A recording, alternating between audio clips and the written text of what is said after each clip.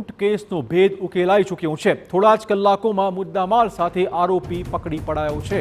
રોઝા ટંકારિયા ગામના આરોપી યુવકને પોલીસે પકડી પાડ્યો હતો। વાગરામાં સોનીની દુકાનમાં લૂંટ કરી હતી। આંખમાં મરચું નાખીને 4 લાખની મત્તાની લૂંટ મચાવાઈ હતી।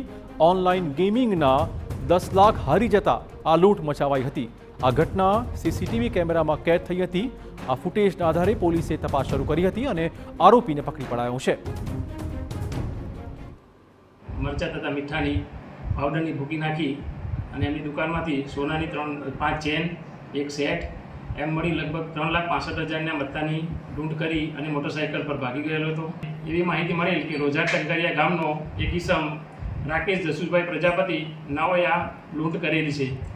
જે અનુસંધાને તેની તપાસ કરતા તેની પૂછપરછ કરતા સદર ઈસમે આ લૂંટ કરેલ હોવાની હકીકત જણાઈ આવતા આ ગુનાના કામે તેઓને આજરોજ સવારના 4 વાગે અટક કરવામાં આવેલ છે। જામનગરના સમાચાર, જ્યાં 2